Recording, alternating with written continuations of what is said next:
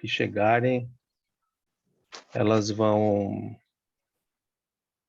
acompanham ali a partir do momento, né? Bem, então, deixa eu...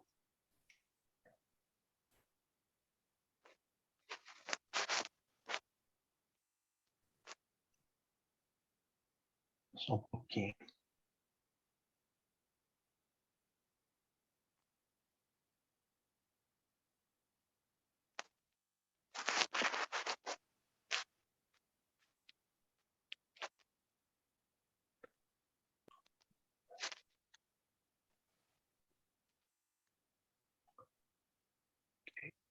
Opa.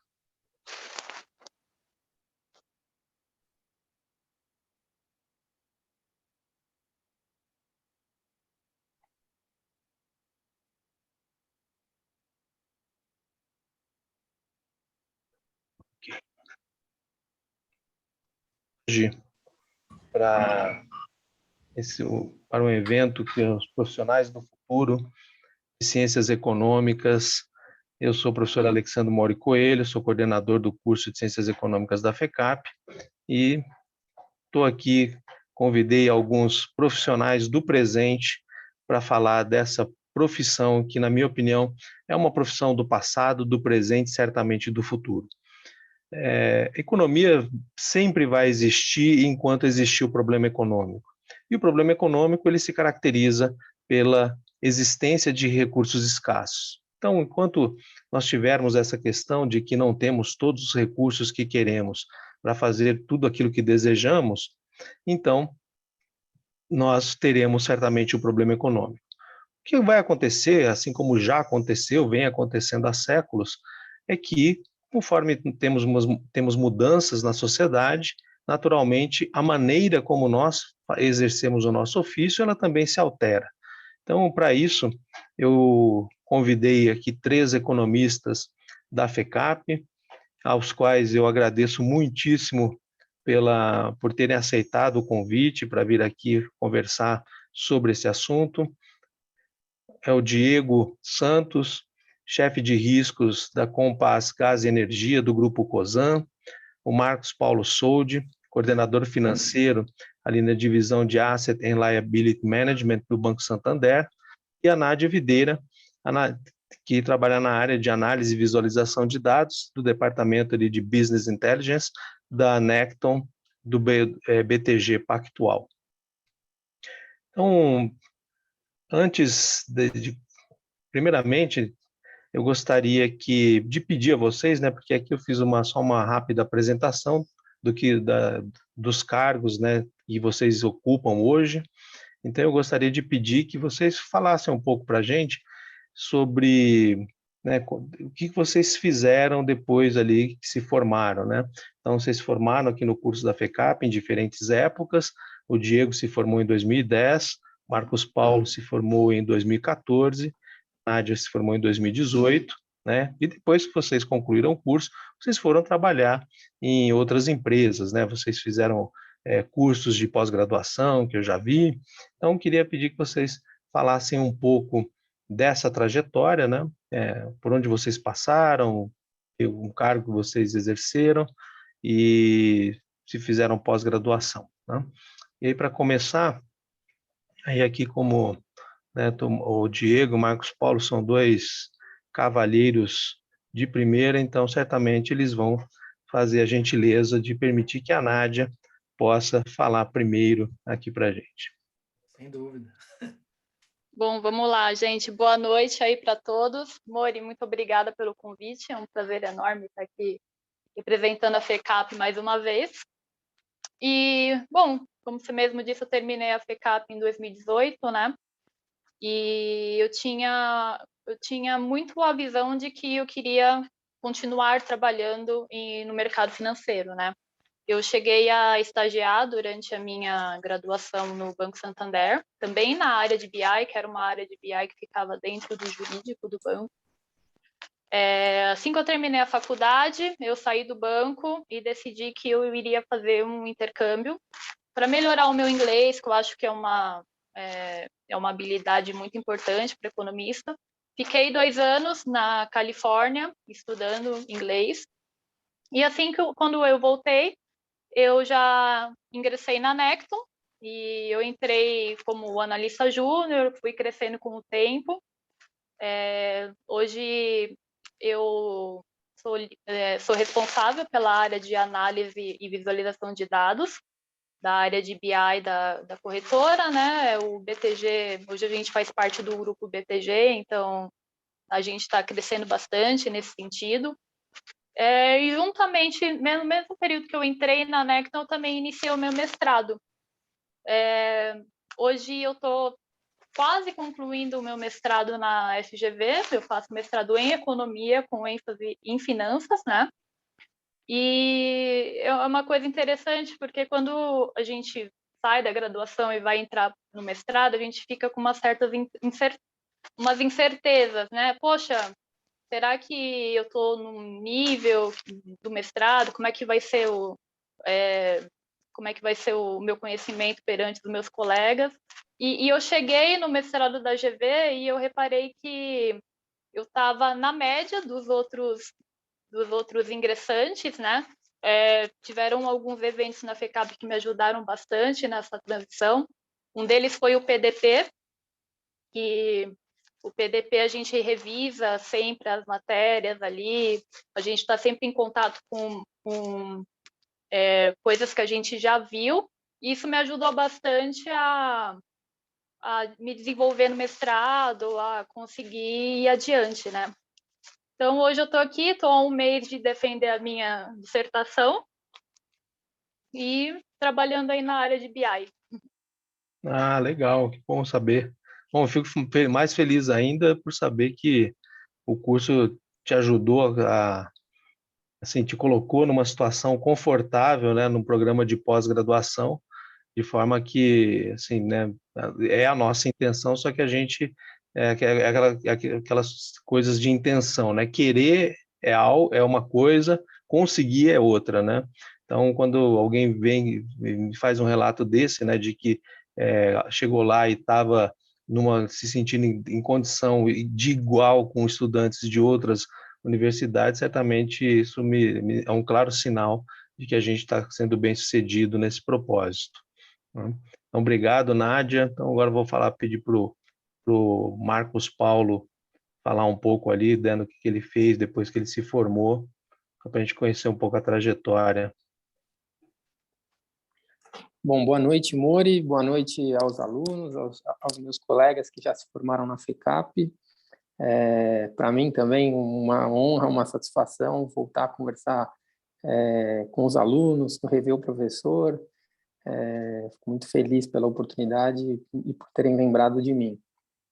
Eu me formei em 2014 na FECAP, eu tive um período muito bom lá, durante o curso de graduação, que me permitiu, já no quarto semestre, ingressar no Banco Santander, e eu comecei como um terceiro aqui dentro do banco, num primeiro momento para ajudar o pessoal da área de riscos, basicamente algumas parametrizações de métricas de risco de mercado que o banco precisava ter em face à crise de 2008. Isso era basicamente feito em alguns softwares, e o banco queria mudar os softwares pelos quais ele calculava essas métricas, e meu primeiro projeto dentro do banco foi nessa linha, de tentar parametrizar um sistema que vinha dos Estados Unidos para o Brasil, e tentar fazer com que esse sistema calculasse os fluxos de caixa de acordo com o nosso mercado. Então, considerando dias úteis, considerando um calendário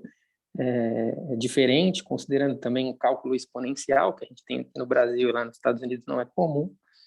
Então, eu tive bastante interface nesse sentido, até que a Nádia comentou agora, em relação a precisar do inglês em um primeiro momento, para conseguir conversar com eles, explicar um pouco do nosso mercado, e me aproveitei, claro, muito ali do que eu tinha no curso na faculdade também, para me ajudar dentro dos cálculos que eu precisava fazer no banco. Quando eu terminei esse projeto, depois de um ano aqui dentro do banco, eu fui contratado dentro da mesma área de riscos de mercado, por ser uma das poucas pessoas ali que sabia, numa proximidade com, não só em saber calcular os fluxos de caixa em si, mas também por saber traduzir esses fluxos dentro do sistema.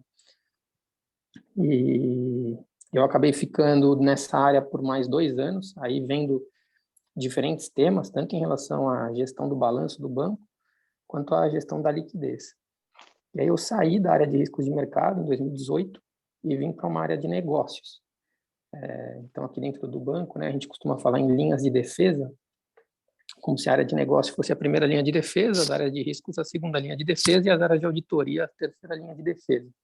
Eu saí de uma área de segunda linha de defesa para entrar em uma área de primeira linha, para fazer a gestão, um pouco ajudar na gestão do balanço. Eu tô nessa área ainda hoje, então eu iniciei ali em julho de 2018, vou completar 4 anos, e nesse meio do caminho, junto com essa mudança de área, eu optei também por fazer um mestrado.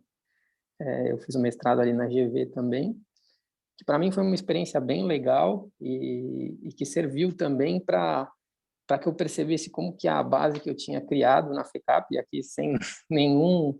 eu não combinei de falar isso antes, mas no sentido de dizer que eu me sentia muito à vontade durante o curso, e não que o curso não fosse puxado, tinha matérias como cálculo ali que eu tinha que lembrar algumas coisas e que inclusive desenvolviam um pouco mais que eu tinha visto durante a graduação, mas que certamente assim eu cheguei já num patamar inicial em que eu me sentia preparado para fazer o curso.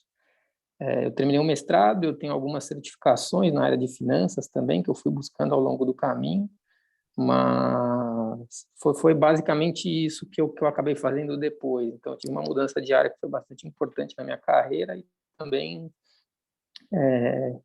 essa questão do mestrado e das certificações na área de finanças. Como apresentação, acho que é um pouco isso. Ok, obrigado, Marcos. Agora eu vou pedir para o Diego contar um pouco aí o que ele fez depois que ele terminou a graduação, até chegar agora ali na chefia da área de riscos. Legal. Eu sou o mais velho aqui, né? Conheci, inclusive, fui um dos primeiros ali, quando ele começou na FECAP, fui um dos primeiros alunos. Né? Primeiramente, boa noite, obrigado pelo convite. Quase 12 anos de formado, né? Me formei em 2010. Eu sou um pouco mais andarilho do que a Nádia e o Marcos. Né? Eu sou uma pessoa muito curiosa e ansiosa, então eu, no começo de carreira, fui passando por diversas empresas. Eu comecei como estagiário na Ágora Investimentos, que era uma corretora que hoje é do Grupo Bradesco. Então, eu comecei como broker, estagiário ali na mesa de operações, acabei depois de 6 meses sendo efetivado como broker, inclusive por causa não sei se hoje ainda tem, confesso, a ênfase de investimentos e finanças, né, da FECAP, então eu acabei optando por ênfase de investimentos, que me ajudou muito a tirar certificações financeiras que eu precisava na época para ser efetivado, né, então eu tinha um deal ali com o meu gestor, que se eu tivesse um certificado financeiro na época ali, ele me efetivaria. Então, a FECAP me ajudou muito nesse começo de carreira, principalmente com essa ênfase, para me dar uma luz ali do mercado de investimentos. Né? Eu acabei tirando a certificação muito rápido e acabei sendo efetivado ali em 6 meses. E aí eu comecei como broker minha carreira na Ágora, aí o Bradesco acabou comprando a empresa, foi minha primeira fusão ali, aquisição da vida, então acabei sendo adquirido pelo Grupo Bradesco, e aí eu acabei me juntando à mesa de operações do Bradesco, do Banco de Investimento. E aí eu fiquei 2 anos e meio entre Bradesco e Ágora, nessa área de broker, só que foi no auge da crise, ali em 2008, estava no terceiro ano da faculdade, no segundo ano da faculdade, e aí veio a crise do subprime americana, e eu achava, né, fiz aquelas reflexões de médio e longo prazo, né, então aí ali eu comecei a refletir para ver se aquela minha profissão de broker, né, que na época, hoje já é um pouco mais sofisticado, mas na época era simplesmente a catar ordens, né, então o cliente ligava na mesa de operações, quero comprar ações da Petrobras, qual é a quantidade, preço, então eu era um executador de ordem, né, e tinha algumas operações mais estruturadas ali com opções e derivativos, mas basicamente era isso. E aí, depois daquela crise, eu pensei, nossa, e a tecnologia... Nossa, eu sou velho, eu não tinha nem smartphone na minha época. Naquela época, eu achava que a internet, o home broker, né, o computador, ele operaria sozinho. Eu nem imaginava que o Steve Jobs viria aí com o smartphone tão rápido. Mas, e aí, quando eu comecei a refletir sobre aquilo de home broker, né, da plataforma virtual, fazer tudo aquilo, eu pensava, cara, não sei se essa profissão de broker vai perpetuar. né, ou vai crescer ao longo do tempo, se a famosa oferta e demanda ela vai se manter constante, né? Eu achava que a oferta ia manter constante, mas a demanda por broker ela ia cair muito. E aí eu comecei a fazer uma reflexão dentro do próprio banco, qual área que deveria crescer muito. E aí eu estava no auge da crise ali americana, né, bancos quebrando, os tradicionais, pensava, nossa, a área de riscos, controles, compliance, auditoria vai crescer muito, né, porque depois que eu vi um Lehman Brothers, um banco centenário quebrando por falta de gestão de risco, falei, nossa, essa área tende a crescer muito ao longo do tempo. E aí eu acabei fazendo essa migração por esse receio, como o Marcos bem mencionou, né, só que eu fiz foi muito diferente, uma decisão difícil, que eu saí do front office, né, que o mercado financeiro chama, da área comercial ali, do bônus infinito, né, de quem traz a receita, para ir para uma área de middle, né, para uma área de controle ali, uma área que é muito mais técnica, né, que precisa aí de um respaldo mais técnico para a tomada de decisão. Só que aí eu joguei na balança ali o longo prazo e acabei optando por essa área mais técnica. E aí, obviamente, nas aulas nossas de econometria me ajudaram muito, né, a ter essa visão mais de modelos estatísticos, econométricos, e aí foi o que me deu a vontade, né, de querer conhecer essa área de risco, e tudo precisava passar por risco. O Marcos também pode até comentar isso depois, mas riscos na instituição financeira tem que pedir bênção todo momento quando for fazer uma operação estruturada, uma operação mais sofisticada. Né? E aí eu falo, nossa, a área pensante é essa área de risco. Aí acabei migrando no Bradesco, fiquei pouco tempo na área de riscos lá, porque meu ex-diretor da Ágora acabou me chamando para me juntar a ele ao grupo da XP, para fazer a área de riscos também. Hoje a XP é número 1 do mercado, né? Mas na minha época era uma corretora que estava em ascensão. Acabei indo para a XP, fiquei 2 anos também como analista de riscos, aí já da XP para frente foi só tocando áreas de riscos. Né? Eu acabei ajudando a estruturar a área de riscos ali toda da XP, muito mais focada em risco operacional, estava começando a operar fundos de investimentos, então, contando essa história aqui, eu vejo quão velho eu tô. E eu acabei ficando 2 anos na XP, e aí também era um mundo de corretora, era um mundo pequeno, né? Há 10 anos atrás, basicamente, corretora era só ganhava dinheiro com corretagem, né? Não é esse monstro que a XP transformou aí esse mercado, graças à XP hoje a gente tem acesso a muito ativo bom, né? Que há 10 anos atrás nós, meros mortais, não tínhamos acesso. E aí eu queria começar a desbravar mais oportunidades dentro do próprio mercado financeiro. E aí eu acabei tendo minha primeira experiência, depois de 2 anos, eu tinha uns 25 anos, como gestor de riscos no Banco Fator, né, no fundo da Asset do Banco Fator, né, fundo de gestão de investimentos do banco, e aí eu acabei indo lá fazendo gestão de risco, já focado em riscos de mercado, acabei ficando 1 ano e meio também no Banco Fator, só que aí o banco também não ia muito bem ali financeiramente falando, a gente estava vendo, estou falando isso em 2014, é outra crise, a gente estava já numa crise local, né, do Brasil, que a gente, muito parecido com o que a gente está vivendo agora, inflação alta, juros altos, desemprego alto, não conseguia sair dessa inércia, né, dessa bola de neve, e aí a instituição financeira não ia muito bem, eu acabei migrando, querendo conhecer outros mercados também, indo para um setor de seguros e previdência do Banco do Brasil, né, a Brasil Prev, que é uma empresa, uma joint venture com o Banco do Brasil e a Principal, uma das maiores seguradoras americanas, e lá eu também acabei tendo a experiência de lidar com seguros. Então, dentro do mercado financeiro, nesse primeiro momento, eu fui passando por diversas empresas em segmentos diferentes, muito para aprender e desenvolver essas minhas visões de risco. Né? E acabei ficando na Brasil Prev também 3 anos, e aí eu já estava como ali gestor de riscos também, e aí eu tive a oportunidade de ir para a Raizen. Aí em 2017 teve o impeachment do governo atual na época, e aí o governo do Temer, naquele momento, começou a repassar os preços de gasolina. Né? Até 2017, nossos preços de combustíveis no Brasil era preço fixo. Né? E aí o Temer começou a repassar esses preços, e a Raizen, que é uma empresa joint venture da Shell com a Cosan, sofreu esse impacto na veia. Né? E aí ela precisava ter uma área de gestão de riscos ali daquele momento para frente para administrar o negócio, continuar gerando as receitas necessárias, mas com um controle de risco um pouco maior, dado que os preços no Brasil já não era preço fixo, seguia os preços internacionais. E aí acabei tendo esse desafio de ir para a Raizen, para o mundo de commodities, que até então também não conhecia, e meu fator curioso, né, aquele meu perfil curioso, como eu mencionei para vocês, falou mais forte, e aí acabei indo para a Raizen, virando gerente de risco ali de toda a companhia. Fiquei na Raizen por 4 anos, tocando todo o risco deles. E aí, recentemente, eu tinha mudado, voltado para o mercado financeiro, para ser diretor de riscos num hedge fund, né, fundos macroeconômico, que operava diversos tipos de derivativos. Fiquei lá como sócio e chefe diretor de risco por 7 meses, e aí acabei recebendo um convite de novo, né, do grupo Cosan, que é fazer parte da Raizen agora pela Compass, para ser o chefe de riscos deles ali no mundo de commodities, mas mais focado em gás, né, que tem a Comgás, que é aqui em São Paulo, que acho que a maioria conhece, mas aí hoje eu sou o responsável ali por tocar todo o risco da Compass, voltando para esse mundo de commodities. Né? Então, se eu posso... E aí, essa minha experiência profissional, acho que ao longo dessa experiência profissional, eu fui me especializando, né? Eu sou uma pessoa muito curiosa, não só nesse âmbito profissional, também como um acadêmico. Acabei fazendo um MBA na Poli de Engenharia Financeira, que foi o que me deu...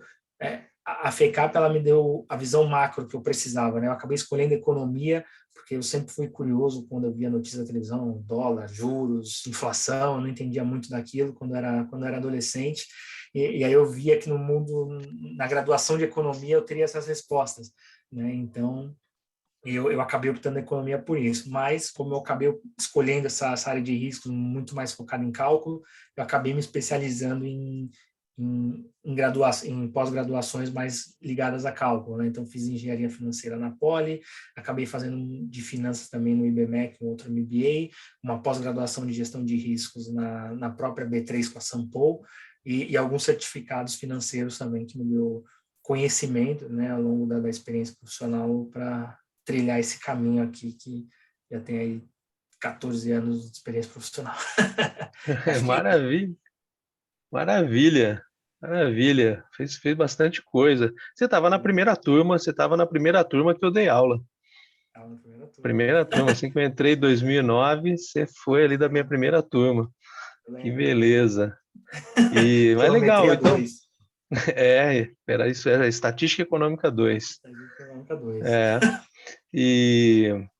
Então, assim, a gente vê, né, falando agora para os outros estudantes, né, que, assim, quando a gente se forma em economia, existe um campo de trabalho bem extenso, na minha opinião, né, não só existem aquelas carreiras, né, que você pode seguir num único caminho, né, basicamente ali uma direção só, né? Mas então você vê ali pela experiência do Diego que é possível também você transitar em áreas, né? Porque claro que o mercado financeiro, né? Ele, embora seja um setor muito grande, existe uma gradação de atividades, né? Então é possível você migrar de uma atividade para outra. Claro que assim, algumas migrações envolvem transformações de funções, né? Relativamente grandes, outras nem tanto, né?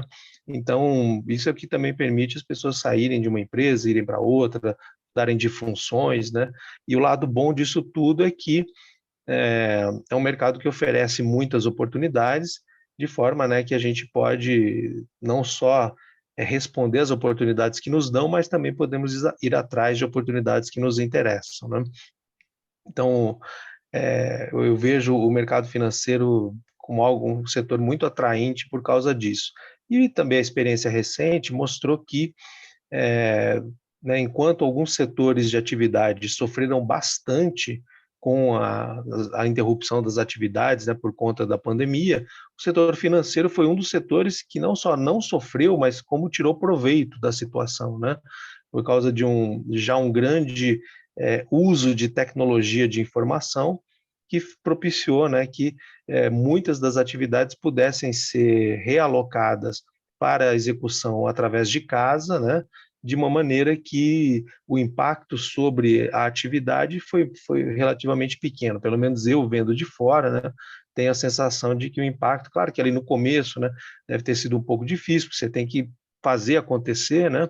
E a gente não sabia nem fazer antes, né? Muitas das atividades remotas que passamos a dominar, então certamente teve sim, né, alguma perda de produtividade, tal, mas que acho que rapidamente, né, tudo acabou entrando nos eixos e as coisas foram já recolocadas no seu devido lugar, e a minha percepção é que o setor financeiro foi um setor que cresceu, né, ou pelo menos você vê muita difusão de produtos financeiros, né, então algo que o Diego falou, né, de que essa difusão de corretoras, né, essa inovação que foi promovida pela XP, né, de trazer algo parecido como se fosse um supermercado de aplicações financeiras, né, o marketplace, né, de aplicações financeiras, isso transformou bastante o mercado, né, e deu para nós, para as pessoas que aplicam, né, oportunidades que antes, né, eram muito restritas. Eu vi, quando você falou disso, eu lembrei, né, de fundos imobiliários, né, que eles devem ter aproximadamente uns 30 anos, e eu mesmo tive conhecimento de fundos imobiliários há há muito menos tempo que isso, né? Oportunidades muito interessantes, né, mas que antes ficavam muito restritas a um público, né, de um poder aquisitivo muito elevado, né, e com acesso, né, essas aplicações muito interessantes, né? E agora eu queria perguntar para vocês, né, então vocês fizeram, né, graduação na FECAP, aí trilharam suas trajetórias, exercendo diferentes funções na mesma empresa, uma empresa diferente, mas todos vocês fizeram cursos de pós-graduação, né, em outras instituições, que eu acho que também é algo muito, muito interessante, a gente passar por instituições diferentes, ver maneiras diferentes de pensar, de agir e tal, eu acho que isso é muito enriquecedor, né? Eu mesmo, quando terminei minha graduação, eu quis fazer mestrado em outra instituição justamente para isso. Eu acho que isso é bem proveitoso. E, e agora, falando um pouco mais da profissão, como que vocês acham que as chamadas hard skills, que são as qualificações mais ligadas a conhecimento, né, elas são importantes para o exercício profissional de economia? Se eu puder pegar a palavra rapidinho, também eu Sim, queria, claro. aproveitando o gancho dos hard skills, também queria responder a mensagem do Vitor, que tem muito a ver, que ele mandou no meu privado aqui. Vitor, eu fui fazer o meu intercâmbio, eu era estagiária no Santander e eu não ia ser efetivada. Isso para mim não foi o fim do mundo, porque eu tive a oportunidade de ir ficar 2 meses lá fora, estudando inglês todos os dias. E ainda mais para você que citou aqui que tem interesse em fazer mestrado, que acha isso legal, eu super recomendo você ter habilidades assim com inglês, porque você chega no mestrado, a maioria do material que você vai ler, livros, papers, é basicamente tudo em inglês. Então, esse é um ponto. O segundo ponto é, dependendo da área que você trabalha, você vai lidar com clientes de outros países, você vai lidar com escritas.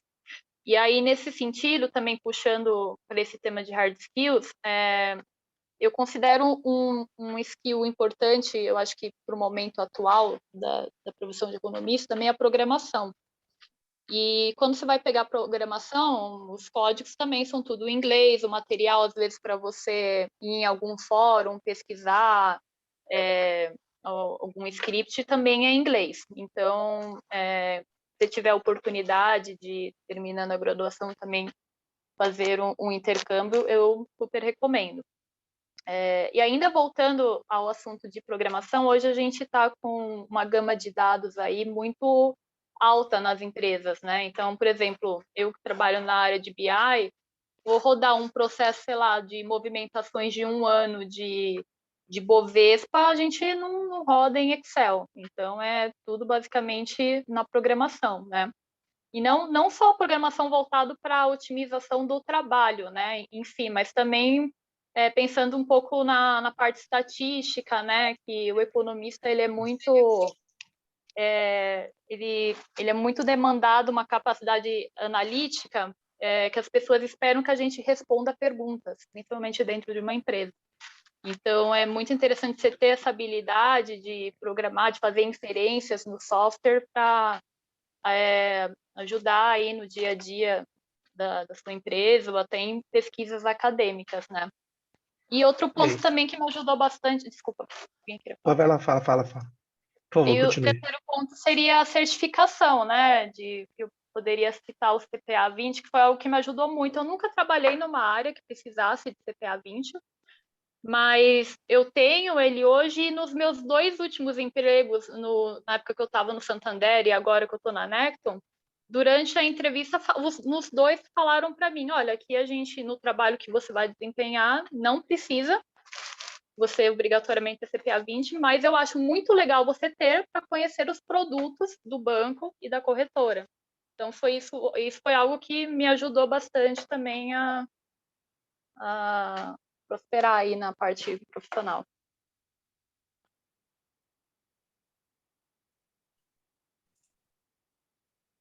Vocês podem falar em outra ordem, tá? Não precisa seguir. Boa.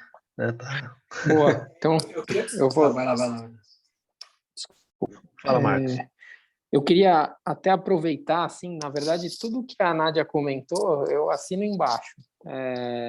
Eu acho que hoje é exigido do economista toda uma questão analítica, e aqui eu vejo, inclusive, assim, eu tinha matérias, né, disciplinas dentro do curso da FECAP, que às vezes me perguntava assim, poxa, será que isso aqui é de fato tão importante? Eu vou dar um exemplo aqui, né? A gente tinha uma disciplina de lógica no começo do curso, e sobre construção de argumentos, e hoje eu vejo como que eu uso isso, e se eu pudesse fazer de novo essa disciplina, eu faria com outra cabeça, assim, sem dúvida, porque os dados, eles, né, hoje a gente vive em um mundo em que os dados eles são disponíveis. Você tem acesso a muita informação, é esperado que você saiba de alguma forma tratar essa informação e utilizar essa informação para tirar conclusões sobre alguma coisa, e acho que esse é um grande desafio que o economista encontra, seja utilizando software, né? Na minha época, ali na faculdade, na FECAP, a gente usava bastante o eViews, por exemplo, ou o MATLAB, e eu continuo usando eles. Eu utilizo outros também hoje, então tem essa demanda mesmo por você saber pelo menos um pouquinho das programações e um pouco do racional, mas isso para que você saiba utilizar as ferramentas para conseguir construir um argumento com começo, meio e fim. E hoje eu vejo como que você precisa, né? Eu lembro, por exemplo, dos exemplos de lógica ali, se A, então B, se não B, não A. E como que quase 10 anos depois, né? Eu fiz essa disciplina há 10 anos atrás, e como que eu utilizo isso hoje para tentar caracterizar, para tentar entender um contrato, ou mesmo para tentar inferir alguma coisa. Vou dar outros exemplos aqui, né? No mundo de estatística, por exemplo, a gente fazia muita análise, que eu continuei fazendo quando estava em riscos dentro do banco, com base em intervalo de confiança, tentando fazer inferência, tentando entender quando eu aumentava meu intervalo de confiança, o que na prática o que aquilo significava, então o que eu conseguia inferir a partir dos dados que eu estava olhando. E essa questão de você conseguir falar, esses dados estão me dizendo isso, então com base nisso aqui você conseguir embasar os seus argumentos, esse é um diferencial do economista, sem dúvida, seja na hora de escrever um paper, seja na hora de publicar um estudo ou qualquer coisa nesse sentido.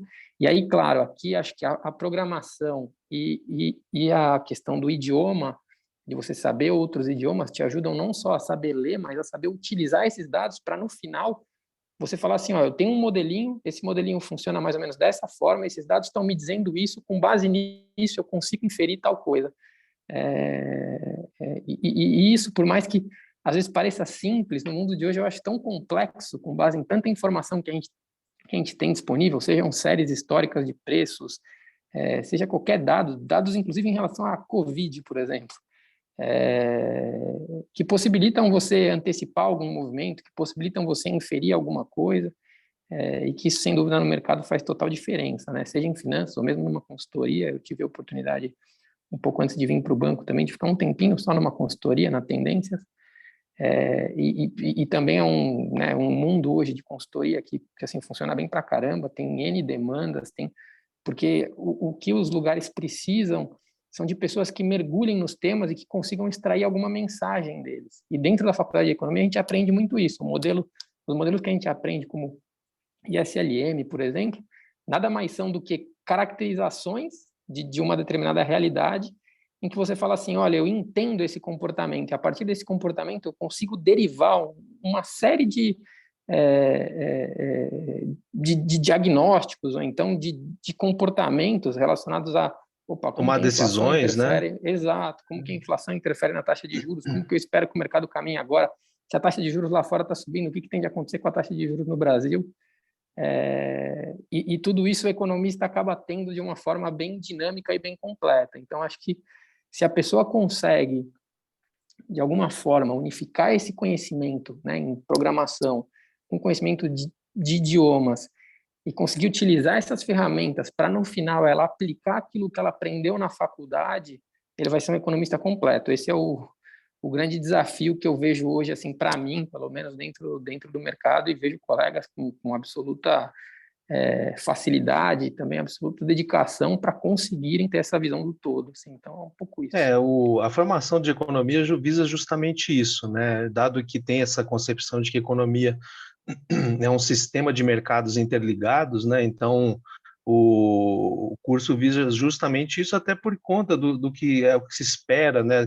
Ou pelo menos é considerada a grande característica que descreve um economista, que é a sua capacidade de planejamento, né? Então, a gente tem que tentar desenvolver não somente uma visão sistêmica, mas também da composição ali das partes, né? Para que a gente possa ter esse olhar, né, que eu acho que de fato é o que faz alguém ser economista, né, não o diploma, mas é olhar o mundo dessa maneira, né, e aí só para falar para vocês, né, que já concluíram o curso, a gente tem inserido disciplinas que usam mais softwares, ou tem feito um uso mais intensivo de softwares nas disciplinas, principalmente nas disciplinas de econometria, e inclusive agora na última versão da matriz curricular a gente tem até disciplina para estudar algoritmos e ali uma introdução à programação, né? Então tem todo um objetivo nesse sentido, e também tem disciplinas de inglês na grade curricular, né? Aí agora o Diego, você quer comentar alguma coisa aí sobre as hard skills, né, que você acha que são... Porque assim, eu pessoalmente, eu acho elas são super importantes, tá? Eu acho que as soft skills também são importantes, mas assim, eu acho que as hard, elas são meio o ponto de partida, tá? Mas isso é a minha visão particular, né? Vou explicar para vocês um exemplo que eu vivi. Uma vez, um tempo atrás, eu fui chamado, já faz uns anos, tá? O Facebook me convidou para ir lá, né? E Facebook é conhecido como uma empresa, né, que preza muita diversidade, dá muitas oportunidades e tal, né? Aí eles falaram muito disso, tal. Só que aí, assim, conversando com eles, eu percebi o seguinte: de fato, eles dão muitas oportunidades, gostam de diversidade, só que a diversidade ela só vai ser implementada depois que a pessoa passou daquele mínimo das hard skills, tá? Então, assim, eu vi claramente que, assim, né, tudo bem, você vai dar emprego, né? Então, por exemplo, existem grupos populacionais que sofrem discriminação, né, sobretudo por características culturais, como, por exemplo, a mulher, a etnia de origem africana, e assim vai. Então, ou seja, se você pegar uma mulher de ascendência africana, ela é o tipo de pessoa, né, que, por características pessoais, que sofre maior nível de discriminação. Se ela ainda for pobre, aí é a mais discriminada de todas, né? Então, eles contratariam, naturalmente, uma mulher pobre, né, de ascendência africana, mas claro que desde que ela também atingisse um mínimo, né, de hard skills que eram necessárias ali para o exercício das funções, né? Então, mas aí que você, com a sua experiência, Diego, o que você acha disso? Não, mas eu vou um pouco contra meus colegas Anani e o Marcos. Eu acho que hard skill foi exatamente essa linha. Acho que hard skill, por exemplo, inglês.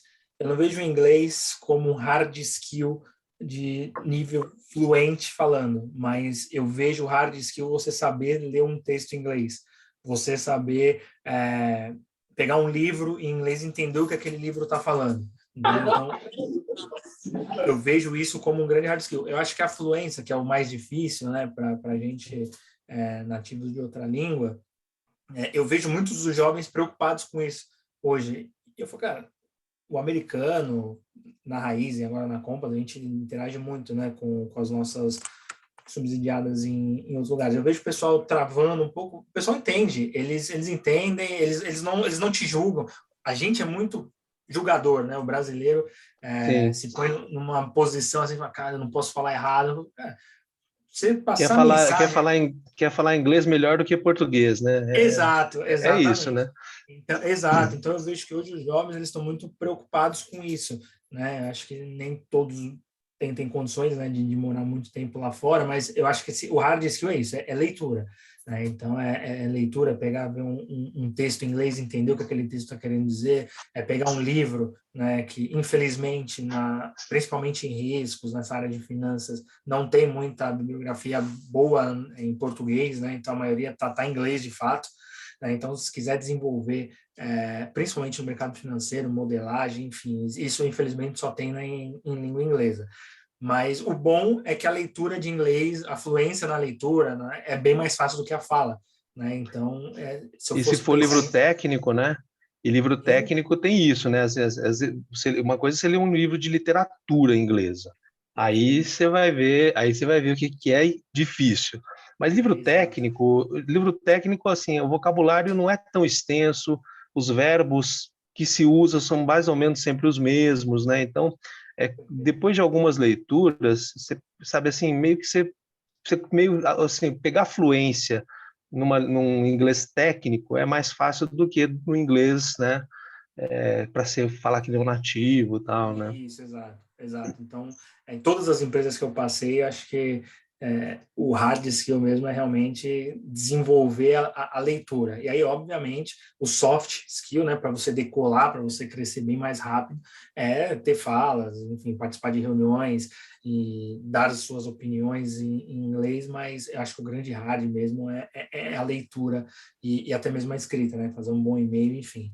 E do lado de programação, eu concordo, eu acho que a programação ela é muito importante, mas eu não vejo ela como um hard skill hoje. Né? Eu vejo que, sei lá, 90% das empresas que eu passei utilizam Excel. Né? Tem um sistema próprio, tem um sistema desenvolvido em Python, tem um sistema ali, tem os dashboards em Power BI, mas a base, infelizmente, ainda é Excel. Eu falo infelizmente porque eu, particularmente, eu prefiro 1000 vezes Power BI em dashboard, leitura, a dinâmica do que o Excel. O Python, para programar em Python, a gente pode pegar qualquer informação hoje na web de graça e você cria a sua própria base de dados. Mas as instituições, eu vejo que elas ainda estão um passo atrás. Então, o hard skill que eu vejo hoje, principalmente para a área de riscos, finanças, é ter um bom Excel. Né? Claro, está desenvolvendo ali os sistemas, ter essa programação com certeza é o futuro, mas eu acho que hoje, eu particularmente, na Raiz, quando estava contratando estagiários, eu via que quase nenhum tinha Excel. A Raiz, na época, utilizava muito Excel. Né? Minha esposa trabalha no Nubank também, e essa parte que você mencionou de inclusão é muito interessante, voltado para o Nubank, porque o Nubank tem esse programa. Só que antes eles tinham o nível básico, tem inglês avançado para fluente. Né? Então, como que você vai querer uma pessoa de baixa renda, que não teve muita oportunidade na vida, com uma fluência em inglês? Né? E aí eles viram desse déficit e tiraram. Então, hoje o Nubank tem um baita de um programa de línguas dentro deles, e o foco realmente eles mudaram. Né? Então, a causa é contratar pessoas de baixa renda, de etnias de diferentes da maioria, mas sem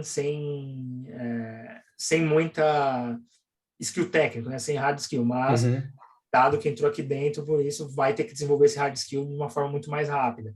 Né? Então, eu vejo que as empresas estão se transformando, mas, claro, acho que o futuro é programação principalmente em Python e as visões de dashboard em Power BI. Né? Se puderem ver esse trio de ferro aí, Excel, Power BI e Python, eu vejo que tem grande valor e a maioria, pelo menos quando eu estava contratando, estou contratando ainda, né, quando eu contrato nessas visões de estágio, até pedi para o Mori ajuda, lembra? Quando a gente estava contratando, tão difícil Sim.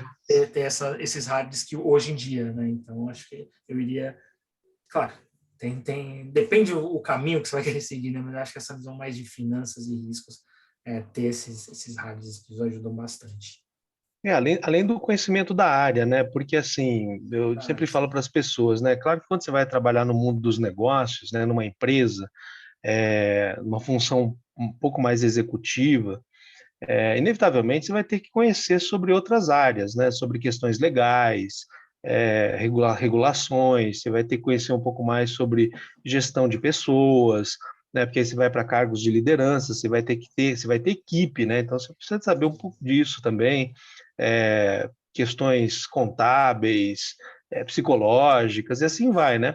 Agora, o que não dá para acontecer é numa reunião ali de planejamento, o psicólogo da empresa, lá do departamento de RH, falar de economia melhor do que o economista, né? Porque aí, sim, acabou tudo, né? Então, assim, a gente não pode ter uma visão equivocada, né? Eu acho que existe que é o próximo tema que eu vou perguntar para vocês, sobre soft skills, que acho que são extremamente importantes, né? Uma vez que trabalhamos em equipe, e aí, né, saber apresentar, saber se dirigir às outras pessoas, né, saber trabalhar em equipe de forma a fazer a equipe funcionar, depende muito, muito de soft skills, né?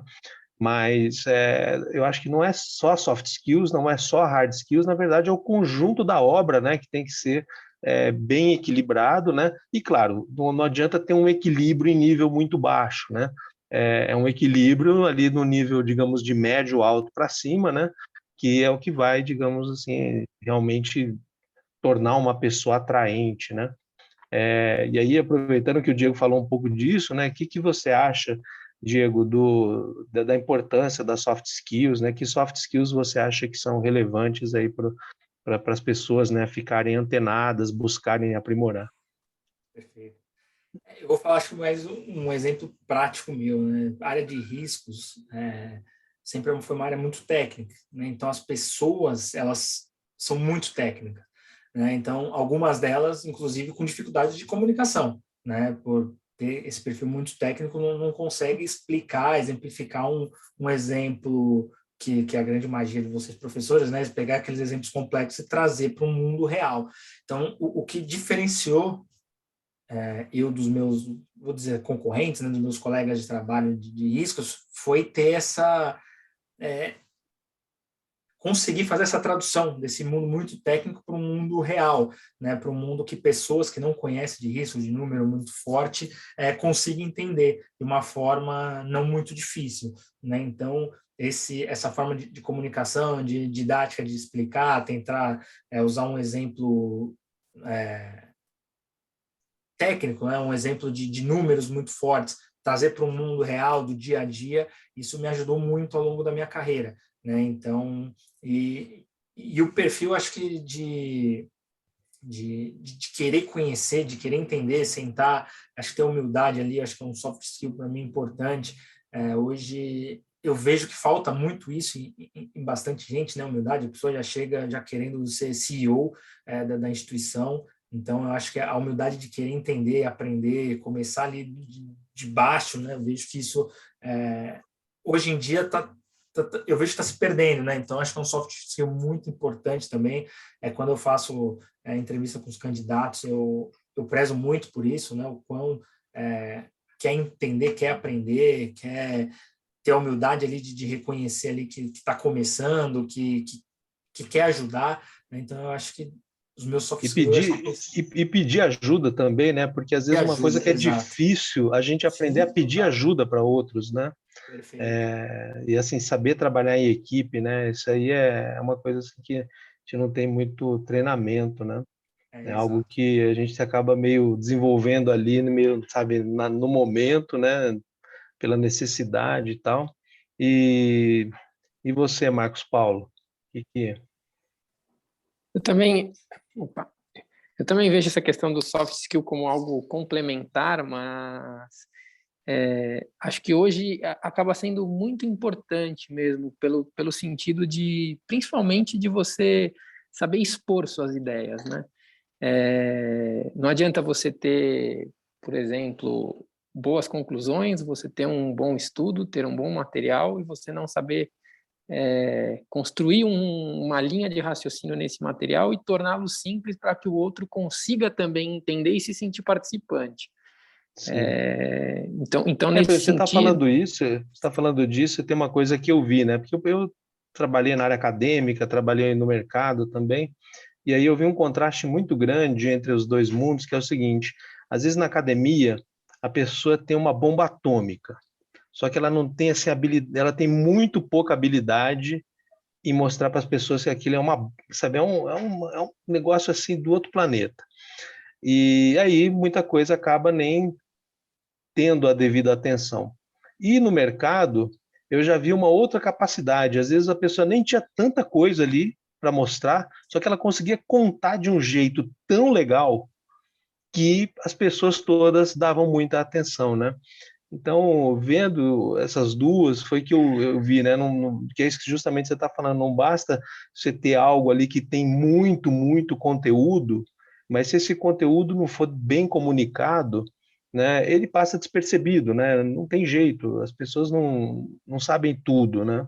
Então, principalmente para quem é o não especialista, que geralmente tem pessoas nas nossas equipes, né, que vão trabalhar nas empresas, e porque elas vêm de outras áreas, né? Inevitavelmente. Assim como se alguém começar a falar sobre questões jurídicas para mim, certamente em algum momento eu vou parar de entender, né? É normal isso para todo mundo, né? Então, isso é fundamental, sobretudo numa área como a nossa, de economia, né? Que não dá para você falar que existem verdades absolutas, né? Diferentemente de outras áreas de ciências naturais, né? Por exemplo, na física, tem fatos que são verdade, tá? E não há o que fazer. Gravidade é um, né? Só para dar um exemplo, mas economia não, né? Economia as coisas são relativas, né? Tem aspectos sociais, tal. Então a argumentação, como você falou, ela passa a ser muito importante, né? Porque você está juntando fatos, contando uma história, né? Uma linha de raciocínio que, se não for bem comunicada, né? Porque eu lembro muito da época que eu trabalhei em consultoria, que eu achava que eu ia só fazer calculeira, gráfico e tal, né? Era só hard, hard, hard.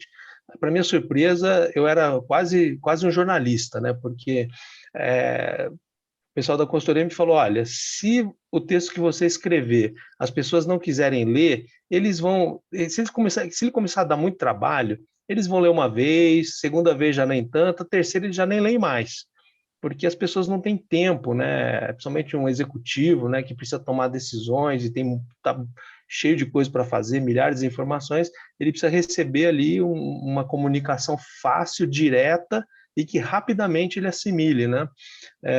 Então, você desenvolver, né, essa capacidade de linguagem é algo extremamente importante, porque senão é assim, né? A gente pode pensar numa situação simples da vida. Vem alguém e te conta alguma coisa, mas assim, o jeito que a pessoa te conta é super, mas sim, super difícil de entender. Primeira vez você fica lá, né, até ela terminar, tal, né? Afinal de contas você gosta dela. Aí a segunda você já não fica com tão boa vontade. Quando chegar a terceira, a hora que você vê ela aparecendo ali no corredor na sua direção, você vira, né? Você vira e some, né? Isso que você faz. sim, sim. Então, Eu é tive, muito importante, né? eu tive E não bastante só saber esse... comunicar de maneira lógica, mas também comunicar de uma maneira assim, não agressiva, né? Uma Sim, comunicação, né, cordial, né, bem direcionada. Isso tudo é muito sim, sim. importante. E aqui eu não sei nem se encaixaria com um soft skill, Mori, mas uma outra coisa que eu percebo assim, atrelada a essa questão né, de você tornar simples, de você cativar a atenção da outra pessoa, porque você pode ter, ali como você estava falando, né, eu posso ter algo super robusto, super interessante, mas que se eu não sei passar a mensagem, aquilo se torna maçante, chato, ninguém se interessa, e eu viro um especialista para mim mesmo, no final das contas, né? Exatamente. É, é, eu acho que tem uma questão de energia também. Eu tenho percebido ao longo do tempo que pessoas com energia, com vontade, com interesse, que querem fazer, que querem trazer os outros para fazer juntos, essas pessoas, em geral, elas têm mais facilidade, inclusive facilidade em termos de desenvoltura para crescer na profissão mesmo. Então, também vejo isso como um desafio, porque à medida que você é muito, né, você está muito especializado em um determinado tema, você conseguir traduzir aquilo que é tão simples para você, mas para o outro não é o dia a dia dele, se torna mesmo algo difícil, né? Imagina, por exemplo, o caso de um CEO de um banco, por exemplo, né? Ele está recebendo um e-mail seu hoje, amanhã e daqui a 5 minutos ele está recebendo um e-mail do marketing falando sobre, por exemplo, uma campanha que pode ser lançada no Jornal Nacional e preços, Sim, enfim. exato. Então ele precisa ter a capacidade, não só a capacidade, mas ele precisa conseguir olhar para aquilo e extrair alguma informação que de fato ele também que seja que ele consiga entender no final das contas, né? Sim, Então eu vejo que essa questão de capacidade de trabalhar em equipe, de ter energia, de buscar, de ter vontade, isso é complementar. Não adianta você ter isso e não ter o aspecto técnico. Mas isso é um facilitador para que você tenha inclusive um networking, ou que você sim. conheça mais pessoas, que você consiga ter uma Tem desenvoltura na profissão, né? tem um comportamento agregador, né? Isso é Sim, extremamente importante, né? Porque hoje, com sim, o sim, volume de conhecimento existente, dados, né? Você não vai dominar tudo, não tem sim, como, né?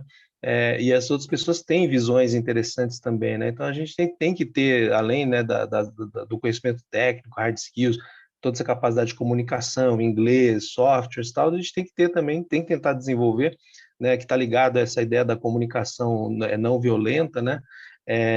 Um espírito agregador, né? Porque é isso, né? Assim, a equipe funciona assim, né? Você tem que juntar as pessoas, estimulá-las a fazer, né? E elas também, né? Então tem que ter todo um sistema de feedbacks aí nesse sentido, né? De participação, né? Porque economia é uma área que os resultados geralmente são obtidos de forma muito coletiva, né? É difícil você ter algo que assim uma pessoa sozinha, né, é capaz de fazer e tal, né? Então, isso passa a sim, ser sim. muito importante. Eu vejo até, por exemplo, se você pegar próprias áreas de departamentos econômicos, né? Dentro dos bancos, por exemplo, você tem pessoas que elas são especializadas. Olha, tem uma pessoa aqui que trata mercados emergentes, só tem uma pessoa aqui que ela analisa mercados desenvolvidos, tem uma pessoa que ela é só especialista na questão fiscal, por exemplo. No final das contas, a pessoa que está gerenciando, ou o gestor dessa área, provavelmente, ele é uma pessoa que ele não só tem aspectos técnicos relativos a todas essas áreas, mas que ele consegue fazer com que essas pessoas funcionem de uma forma muito ágil, para que ele consiga ter argumentos, para que ele consiga entender, para que minimamente ele tenha alguma noção de todos, ainda que menor do que os especialistas, mas que ele consiga ter uma noção de todos os temas e consiga transitar por eles em uma reunião, em qualquer coisa desse tipo. Isso é super importante. Você teria alguma coisa a acrescentar, Nádia? Eu ia complementar isso que o Marcos está falando. Eu já vi algumas empresas, durante aquelas avaliações interpessoais que elas fazem, chamar esse termo de positividade, né? Seria um soft skill, nesse sentido mesmo, né? De às vezes você ter ali um problema, um projeto, e eu já vi casos de funcionários assim, ir muito para o lado negativista da coisa, não dá para fazer, esquece. E isso gera um pouco fica um ambiente meio pesado na equipe, né? E aí entra um pouco disso mesmo, de trabalho em equipe, cooperação e empatia também. Porque sem principalmente trabalho em equipe e cooperação, eu acho que é um pouco difícil você conseguir ir para frente, né? Realizar novas atividades, encontrar jeitos diferentes de fazer as coisas ou de fazer até as mesmas coisas, né? Sim. E aí você pega até o exemplo, eu trabalho na área de dados, eu meio que fico na parte central da corretora, né? Então eu fico transitando entre todas as áreas. Sem cooperação, às vezes você acaba parando em algum conceito, porque às vezes a gente vai. Às vezes eu estou lá na controladoria resolvendo alguns problemas e algum conceito que a gente troca lá vai impactar o comercial. E como é que a gente resolve isso? Com cooperação, com as duas áreas sentando juntas, minha área também, a gente... aí entra a comunicação também, a comunicação entre as áreas, né? A gente fazendo a parte ali intermediária, e ainda mais para o economista, né? Porque mesmo quando você não trabalha assim com a profissão de economista mesmo, no sentido de estar ali fazendo análise macroeconômicas, dando entrevista ali na Globo News, as pessoas mesmo assim elas querem saber o que o economista tem a dizer, né? Vira e mexe me Sim. pergunta: o que você acha que vai acontecer com a economia? Então você tem que ter aquela percepção de comunicar. Aí entra um pouco o que vocês estavam falando, né, de trazer a linguagem técnica para uma linguagem um pouco mais amigável, para você não tornar aquilo maçante, né, também. Isso é super importante. E é isso, né? Você tem que ter um espírito agregador para que a própria ideia da palavra sociedade, né? A palavra é super simples na minha concepção, só que eu acho que de tão simples ela se torna difícil de ser entendida, né? A sociedade nada mais é do que um conjunto de sócios. Então, enquanto as pessoas não se virem como sócias naquilo que estão fazendo juntas, né? Na minha opinião, isso não anda. Né? É assim, você funciona mais por uma questão de possíveis perdas, né? Punições e tal, mas eu acho que é uma chave que é importante virar na cabeça, né? De que assim você precisa trabalhar como sócio, né? Não como chefe ou chefiado, né? Mas como sócio. Mas claro que, né? As pessoas pelas suas diferentes habilidades, tal, elas vão ter papéis diferentes nas equipes, né? Isso é necessário. Precisa ter uma organização, porque senão o, né, o grupo acaba não andando, né? E aí agora eu queria saber de vocês, assim, teve uma pergunta que o Antônio fez, que era sobre quais certificações buscar, né, no começo de um semestre, né? Assim, aí a minha opinião, né, eu não tenho nenhuma, mas a minha sensação é a seguinte, né, acho que primeiro a pessoa deve entender qual certificação é a mais apropriada para aquilo que ela está buscando, né, porque aí as certificações cumprem papéis diferentes, né, CPA 10, CPA 20, tem um papel diferente do CEA, tem um papel diferente do agente autônomo, ou do CNPI, né, CGA, tal, CFP, né, então acho que a pessoa primeiro precisa pensar um pouco no que ela quer, né, para depois achar ali a certificação, né, que ela deveria buscar, até porque ela vai ter que estudar, né, isso vai tomar tempo, né, você vai ter que estudar para passar na prova, né, os exames não são baratinhos, né, então assim, tem alguns que estão aí 500, outros 800, outros até bem mais caro que isso, então eu acho que seria essa dica, né? Mas eu vejo dessa forma. Vejo dessa forma também, professor. E acho que assim, até para quem tem interesse, né? Assim, essas certificações acabam sendo bastante ligadas ao mundo de finanças. Você tem hoje uma disponibilidade de materiais, videoaulas, simulados online que você consegue fazer, até para testar seus níveis. Inclusive, você tem vídeos que possibilitam entender a diferença entre essas certificações, assim, a meu ver. Duas certificações são bem abrangentes, são as certificações do CPA, né, a 10 e a 20. Elas te preparam de uma forma um pouco mais genérica, né, para próximos passos. Mas você consegue, hoje, né, com a questão do YouTube, ou mesmo alguns sites que você consegue de forma gratuita, fazer os simulados, entender um pouco mais de detalhe, de comparações entre essas certificações, até mesmo ao nível mais alto, como um CFA da vida, que já vai ter um custo em dólar bem mais elevado, com três níveis de prova diferentes, em 3 dias diferentes, e que você precisaria tirar os 3 para tentar concluir, que tem um número bem restrito de pessoas hoje que consegue ter essas certificações no Brasil. Então é um caminho longo, um caminho extenso, um caminho que tem suas diferenças entre as certificações em termos de percurso que a pessoa queira, né, de trajetória que a pessoa tem interesse, mas que você tenha uma disponibilidade hoje de materiais na internet, tanto para te preparar para as primeiras, como um CPA 10 ou um CPA 20, como também para te explicar a diferença entre as certificações. Sim, Então, isso isso, acaba ajudando exato. bem. E não só material assim de pessoas, né, que tem curso, e tal, mas a própria Ambima tem muita informação interessante, né, sobre as certificações que ela faz, né? Então, assim, acho que a melhor coisa é pensar a respeito, né, do que quer fazer, porque cada certificação está mais apropriada para uma certa finalidade, né? Mas tem algumas vantagens, né? Por exemplo, se você tira o CEA, que é a certificação de especialista Ambima, né? Que é meio, seria, digamos assim, ali na escadinha, né? Uma escadinha bem caricatura, seria terceiro degrau, né? CPA 10, 20, CEA, né? Depois, aí você pode ir, sei lá, para CNPI, e o CEA talvez no mesmo nível de degrau ali do AI, né? Uma vantagem de tirar uma certificação ou AI, ou CEA, ou as superiores, né? Que aí de cara, só com a certificação, você vira investidor qualificado, o que te dá acesso a coisas interessantes, né? Super mais arriscadas, mas interessantes. E tem uma coisa também que eu não conhecia, descobri um pouco mais recentemente, lendo regulamentações da Ambima, né, do mercado financeiro, que os bancos, para poder, não só banco, né, não sei se outra instituição teria também, mas banco eu sei que tem, para ter o segmento private, né, de atendimento a clientes private, você precisa cumprir alguns requisitos de estrutura de equipe, né?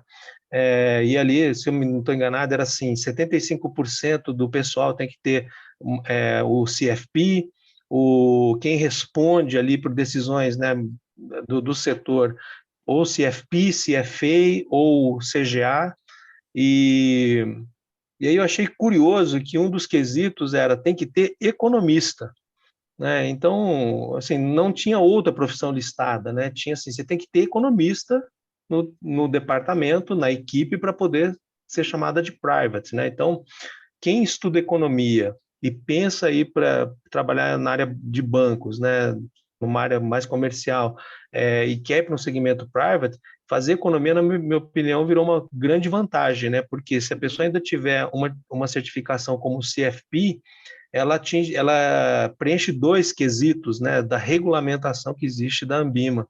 Então, aí você pensa do ponto de vista de quem está contratando, né? Uma pessoa preenche dois requisitos, né? Ela vai custar a mesma coisa, só que ela te preenche dois requisitos, então, naturalmente, eu achei que isso é um fator de atratividade ali para a nossa profissão. Com certeza, e até para a galera que está entrando no curso, que está ingressando no curso, está no primeiro ano, enfim, até mesmo no segundo ano, sem dúvida você ter um CPA 10 é uma coisa legal, você ter um CPA 20 para você chegar em uma oportunidade de estágio já vai ser com certeza um diferencial em relação a outras pessoas que estejam concorrendo a uma vaga de estágio, ou mesmo para um analista júnior, e claro, esses passos adiante, como você mencionou, eles com certeza serão diferenciais bem grandes na hora que a pessoa for olhar o currículo, ou mesmo uma entrevista. Isso basicamente diz que alguns hard skills que são importantes na área de finanças você tem aí, ainda que angariando, né, ou buscando uma vaga que é uma vaga mais inicial no mercado na área de finanças, assim. Então, com certeza acaba sendo bem diferente e algo que vai chamar a atenção, com certeza, dos gestores. Acaba sendo um fator de sinalização, né? Porque o aluno, às vezes, quando está nos primeiros semestres, ele ainda não tem experiência, né? Está ali buscando um estágio, talvez o seu primeiro emprego, e a certificação acaba sendo uma sinalização para o mercado de que você tem o conhecimento ali, talvez necessário, ou que a vaga espere que você possa agregar ali no dia a dia, né? E aí eu digo por experiência própria, como eu falei no começo, eu não cheguei a trabalhar na área comercial, nenhuma área que exigisse a certificação, mas o CPA 20 me ajudou Te abriu portas, né? Me abriu portas, mesmo não exigindo nas áreas que eu acabei ingressando. Então, é algo que eu recomendo também para quem está ingressando. Porque vai na linha, né, disso que em teoria econômica a gente chama de informação assimétrica, né? Você não sabe quem é de fato que está ali na sua frente. E claro que a pessoa não vai falar mal dela mesma, né? Isso aí não existe, né? Você pode ficar rodeando infinitamente, mas você nunca vai falar mal de você mesmo a ponto de convencer o selecionador que ele deve te eliminar do processo, né? Isso não é racional. Então, assim, eu não esperaria que as pessoas fizessem isso. Mas aí quando você chega, né, mostrando um certificado, você primeiro, você tira esse trabalho de quem está te contratando, né? Porque dependendo da função que você vai fazer, você vai ter que ter a certificação futuramente, e aí eles vão ter que te treinar, né? Então você já tira esse trabalho deles. Você mostra que você já tem um conhecimento, né? Que você fez uma prova que demonstrou que tem aqueles conhecimentos. Então você já está melhor do que quem não tem. E a outra coisa que eu acho que é um aspecto talvez até um pouco mais indireto, é que ele pode estar revelando o quê, né? Que a pessoa que vai atrás disso, antes de que coloquem para ela como uma necessidade, você está possivelmente diante de uma pessoa que tem uma proatividade, né? Que é algo que também assim, né? Como é que você ensina alguém a ser proativo, né? Você pode recomendar para as pessoas, olha, tente ser proativo, né? Mas ser é assim, a pessoa tem que virar um botão dentro dela, né? De surgiu uma chance, ela vai e faz. Apareceu outra coisa, ela vai e faz, né? Então, e assim, na minha opinião, isso é uma característica assim, não tem como você ensinar muito as pessoas, né? Você pode ficar falando, lembrando, tal, né? Mas eu acho que é aquele tipo de ação que tem que partir de dentro dela, né? Sabe? E aí eu acho que quando você chega mostrando isso, mostra que acho que você estava interessado, sabe? Foi atrás, né? Mesmo sem te pedirem, você foi lá e fez, né? Eu acho que também revela algo um pouco nesse sentido. E aí tem uma pergunta aqui, se as certificações ajudam a trabalhar no mercado internacional. Eu entendo que sim, né? Porque assim como para você atingir certas ocupações no mercado financeiro brasileiro, você vai ter que ter, né, certificações até para poder assinar, né, no caso de relatórios, né, de recomendação, ou se você for a pessoa que assina, se você não tiver uma certificação, você não assina, né? Então, de maneira semelhante, isso vai acontecer no exterior, né? Que, assim, até por conta de ter um mercado financeiro mais antigo, né, mais organizado, eu acho que deve ser também um pouco mais burocratizado, né? Acho que as coisas devem ter mais exigências, né? Assim, eu pessoalmente não conheço, mas a impressão que eu tenho é essa, né? Que deve ser algo parecido com o que nós temos no Brasil, né? Vocês acham que é diferente, assim, fora?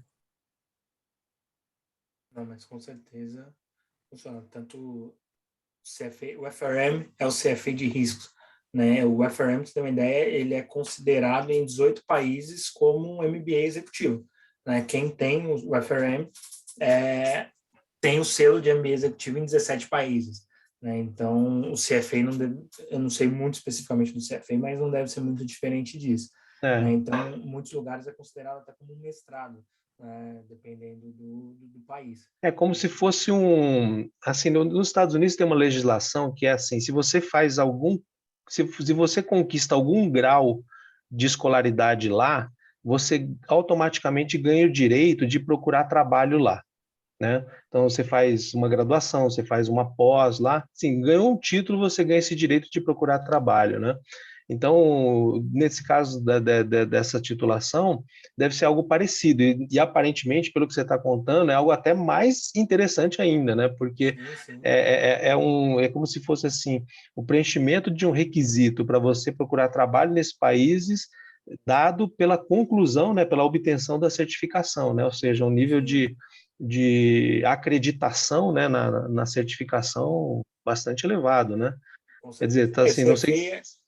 O CFA é pior ainda, porque ainda são as regras da regulamentação dos Estados Unidos, né? Então, o brasileiro ele tem essa dificuldade porque, sei lá, você está baseado naquela tabela de imposto de renda, né? De 22,5 a 15. Lá não é assim, né? Então, o CFA você está entendendo a legislação e as regras do mercado americano, né? Que é muito diferente do brasileiro. Sim. Com certeza é uma excelente É.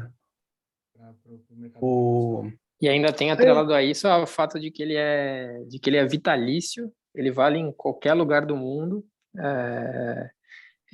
Você assina, né, no e-mail como alguém que tem o CFA, o pessoal vai entender aqui, vai entender nos Estados Unidos, vai entender em qualquer lugar. Assim, acaba sendo mesmo um diferencial grande, mas que também eu acho importante que a pessoa, quando se prepara para fazer, por exemplo, para chegar num nível de CFA, que ela se planeje, né? Porque são 3 níveis, são 3 provas, são caras, são em dólar. Para você tirar o certificado, você precisa cumprir os 3 níveis. Não adianta você fazer o 1 e o 2. Claro que você falar que você tem o nível 2, por exemplo, é algo que pode te ajudar aqui no mercado local, por exemplo. Mas acaba sendo uma jornada mesmo, não é algo curto que você vai ali, se prepara 2 meses, faz uma prova e conclui, né? E aqui acho que tem uma Certamente pergunta não é do uma coisa assim que fazer para passar, né? Exato, É para exato, se tornar, né? Diferente. exato. E aí acho que tem uma pergunta do Vitor, inclusive, em que ele menciona ali uma dúvida em relação a você precisar comprovar a experiência na área. Eu fui até consultar agora, Vitor, eu acho que você precisa comprovar que você está pelo menos no 4º ano do bacharelado, ou 4 anos de experiência na área, tá? Não é que você precisa necessariamente ter os 4 anos de experiência. Se você estiver no 4º ano da faculdade de economia, você já consegue prestar a prova, tá? Mas aqui uma sugestão seria que você se dedicasse bem no curso da FECAP para que você possa terminar o curso e aproveitar todas as matérias. Inclusive ali no 4º ano você vai estar tendo, por exemplo, econometria, que é uma matéria que você vai precisar bastante em termos de hard skills, que a gente estava falando agora há pouco, e que depois você, né, com a cabeça um pouco mais fresca, você se prepare para isso, para uma jornada de 2 anos, por exemplo, entre estudar e fazer as provas do CFA, tá bom? Até para que você não perca o dinheiro e o tempo de fazer tudo e acabar não conseguindo se dedicar de uma maneira adequada. Então, e hoje a econometria está no 3º ano, né? A gente baixou ali o ponto de execução de econometria Que legal. e também eu estava olhando, né, programas de certificação. Então, assim, o curso de economia, da maneira como a gente montou, ele está atendendo bem o que se pede em certificações, né? Não só eu não conheço o programa do CPA, tá? Eu realmente nunca vi, mas o CEA, assim, a gente cumpre bem, CNPI também, o CGA. Então, assim, acho que é um curso que ajuda muito nessa área, né?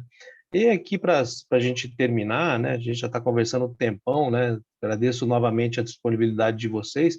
Eu só queria perguntar para vocês, começar de novo ali com a Nádia, que vocês, vendo, né? Fazendo o que vocês fazem, o que vocês sentem que sejam demandas atuais e possivelmente serão demandas futuras, né, do sentido da qualificação desejada, esperada para economistas, né, e que mudanças no mercado vocês sentem que estão acontecendo? Hoje a gente tem aí aquele ponto, né, do economista como solucionador de problemas, né? Aí eu ia levar para um ponto do economista também como o autodidata, né? Que é uma coisa que a gente já tinha falado antes.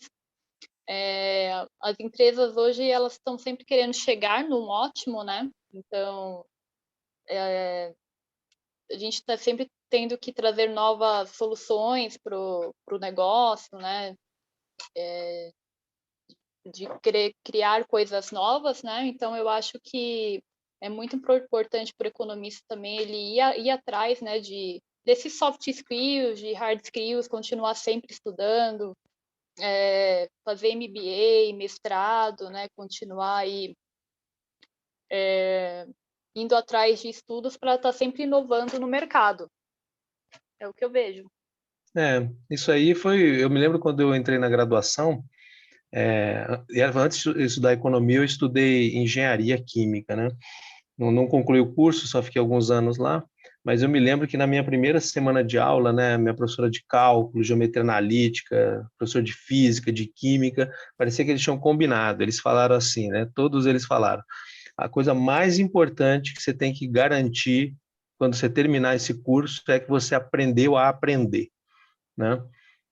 Entendi muito bem aquilo, né? Só que depois, com o tempo, né, estudando matérias, tal, papapá, aí eu entendi o que eles disseram, né? Porque vai chegar um momento na vida, que é isso que você está falando, né? Vai chegar um momento na vida que o que você precisa fazer não tem professor, não tem curso, ou se tem, não dá tempo, né? Porque o dia que você fizer o curso, terminar, tal, não sei o quê, o problema já passou, né? Já foi. Então chega um momento na vida, ou em certas posições, que a gente tem que assumir esse duplo papel, né? A gente tem que ser o nosso próprio professor, né? Nós somos o estudante e o professor ao mesmo tempo, né? Que é justamente o momento em que, na verdade, essa fusão acontece, os dois papéis eles desaparecem, né, isoladamente, eles se juntam naquilo que eu acho que é uma das características que forma o profissional moderno em qualquer tempo, né? Que é o profissional que adquire a liberdade intelectual ali em relação à sua própria profissão e adquire a coragem, né, de chegar e falar, vou fazer assim porque é assim que eu entendo que deva ser feito, né? E efetivamente ele acerta, né? Fazer isso assim, né, na maluquice qualquer um faz, né? Agora fazer acertando, aí já é um pouco, já é bem diferente, né? E Então, até assim, para os alunos aí que estão começando, desculpa, Amorim. não, fale, por favor. Até para os alunos que estão começando aí, eu, por exemplo, eu aprendi a como ir atrás e ser autodidata foi na FECAP, porque para quem aí ainda está no primeiro, segundo, vocês vão ver que toda semana praticamente vai ter prova. E toda Não semana chega vocês vão tanto, ter né? que...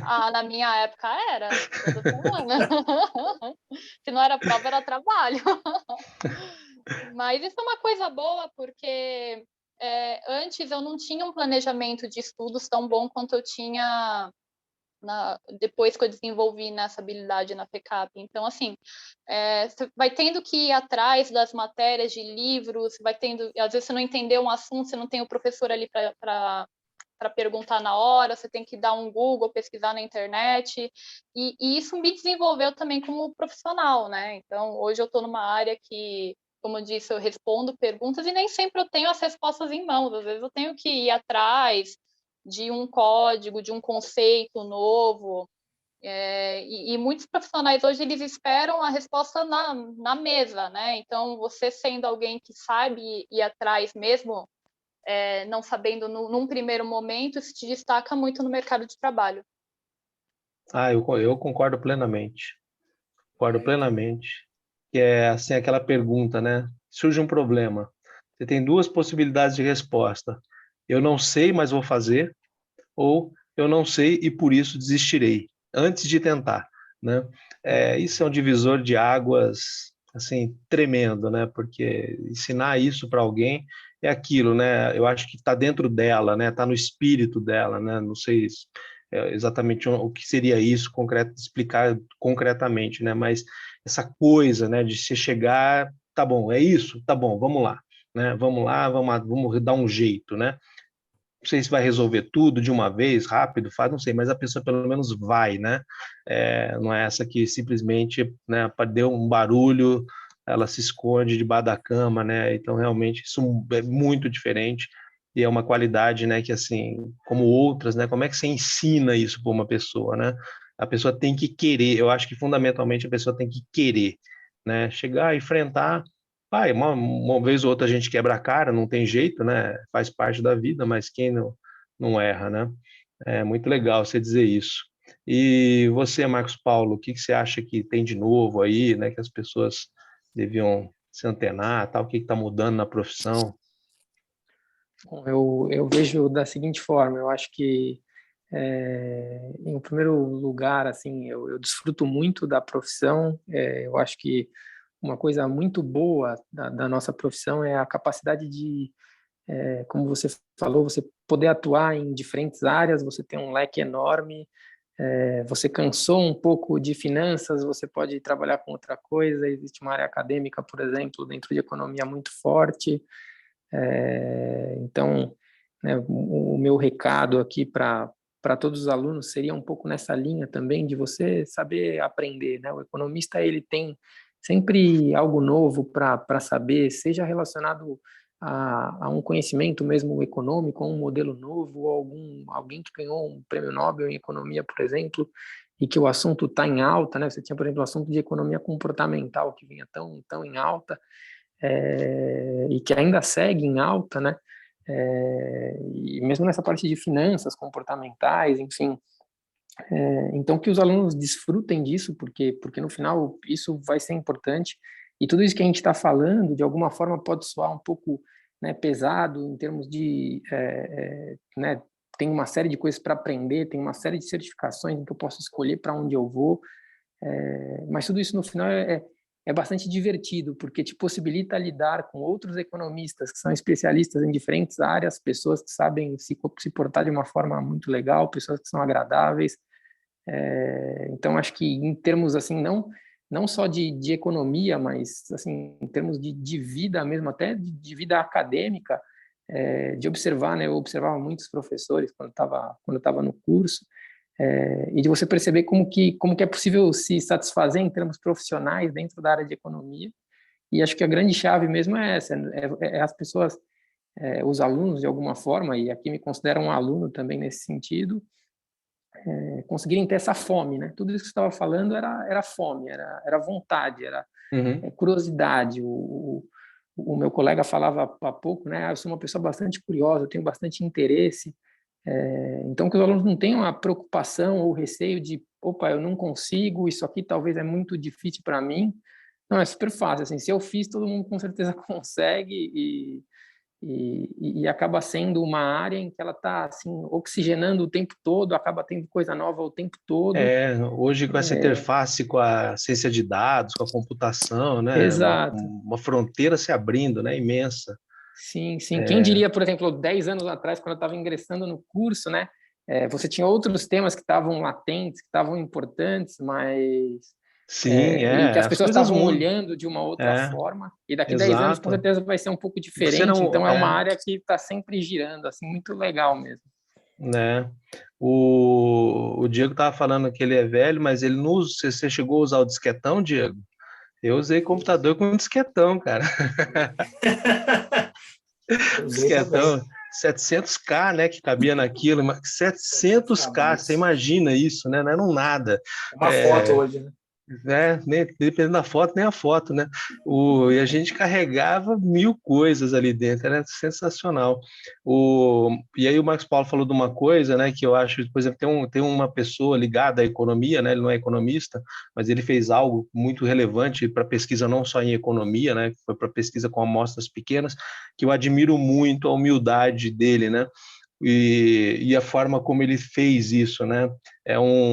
Ele é químico e estatístico, é o William Gossett, que foi a pessoa que fez, né, a adaptação da distribuição normal para o caso de amostras pequenas.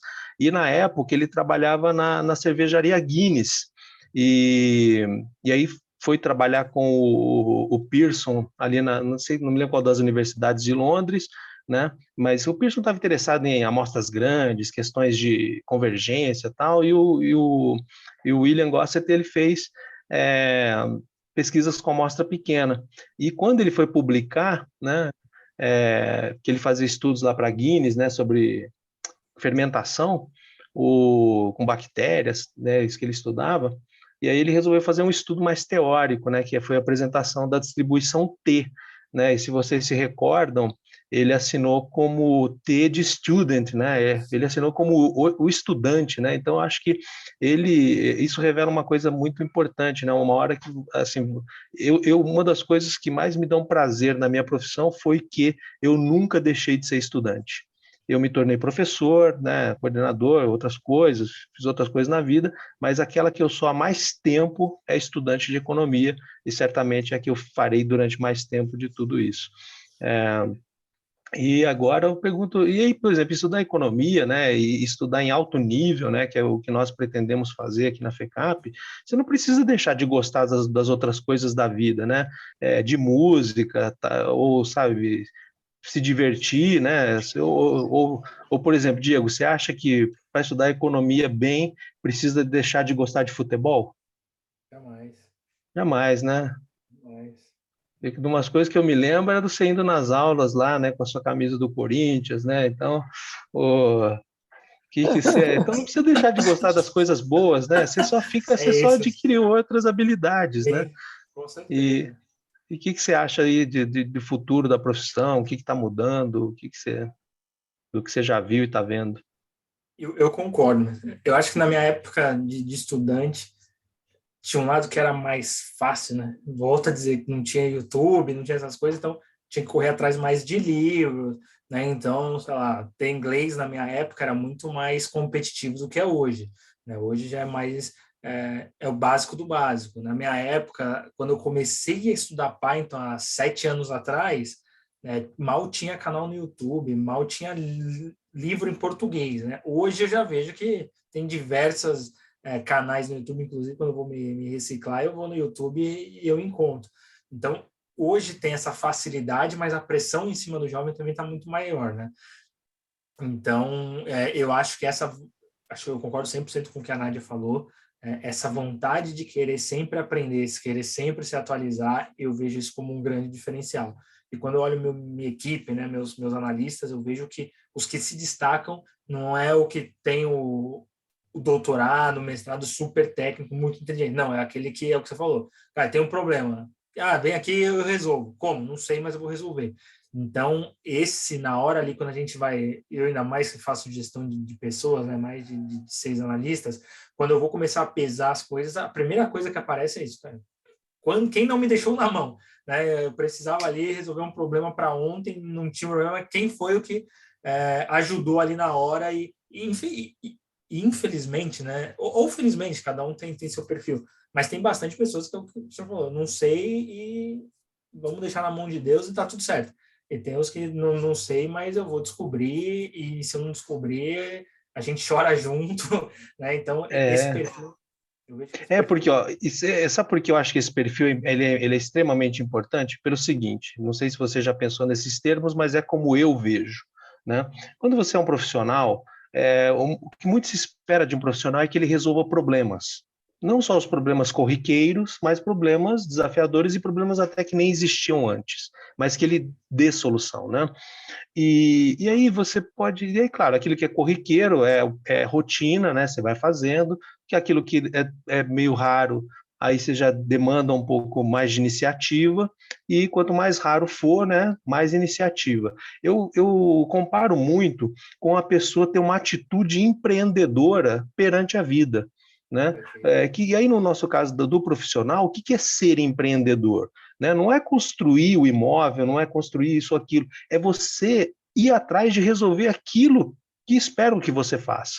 Né? Então, eu acho que, e aí também, como ensina a pessoa a fazer isso? Né? Talvez você possa mostrar para ela que isso é importante, né, que as pessoas reconhecem, você está dizendo, olha, isso é um perfil, uma característica que eu valorizo muito nas pessoas, e aí naturalmente, né, a algum momento na sua carreira você vai ser promovido para decisões mais complexas e você vai ter que pôr alguém no seu lugar, e tenho certeza que isso é uma característica que vai ser importante na sua escolha, né? Porque, sabe, ser empreendedor não é simples, não é só ter uma empresa, ter um empreendimento, né? Eu acho que vai um pouco além disso. É você ter um comportamento empreendedor perante a qualquer coisa que você faça, né? No sentido assim de transformar mesmo ações simples, né, talvez até rotineiras, num empreendimento, né? Que eu acho que é aí que surgem, por exemplo, inovações naquilo que ninguém imaginava que pudesse ser feito, né, de uma forma mais produtiva, né? Exatamente. E isso uma outra coisa que você falou, que eu acho que essa chave precisa ser mudada, não é que ela precisa ser mudada, é que quem mudar vai tirar proveito, né? Você falou, né, quando eu estava ali na graduação, os recursos eram muito menos acessíveis, né? Hoje, você entra no Google, no YouTube, em outros canais, né? Você acha 1000 coisas. O que você pode fazer? O que as pessoas podem fazer com isso? Elas podem usar para perder produtividade ou elas podem usar para ganhar produtividade. Essa decisão está sendo feita por diferentes pessoas. Algumas estão escolhendo perder produtividade, né? A facilidade, ela tem um pouco esse perigo, né? A pessoa usa a facilidade para fazer menos. Ela nem percebe que ela está fazendo menos, mas ela faz isso. E tem aquelas que vão usar para ganhar produtividade, né? Aí, frente, né, a essa grande mudança que está tendo no mundo, né, no ponto de vista de disponibilidade de informações, conhecimento, né, interações, etc., e diante disso que eu falei, né, de que a pessoa pode usar, né, decisões são livres, né? A pessoa pode usar para o bem e para o mal, pode usar para perder produtividade, ela pode usar para ganhar produtividade, né? Eu vou fazer uma pergunta cuja resposta eu já sei, e não só de vocês, né, que já são graduados, profissionais, aí nas suas empresas, nas suas trajetórias, né? Acho até que os próprios estudantes sabem a resposta, porque assim, é aquela pergunta de resposta única, né? Mas é sempre importante fazer, né?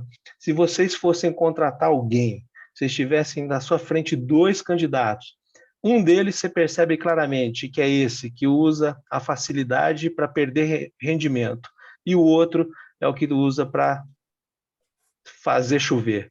Quem que vocês contratam? Resposta única, é o segundo, né? Não tem outra, né?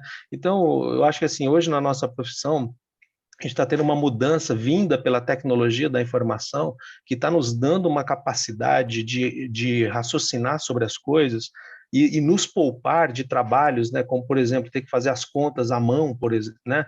Hoje você consegue fazer o software fazer isso para você, né? E numa velocidade incrível, né? Um processamento assim, de uma base de dados, uma big data, que a gente não faria num software comum, né?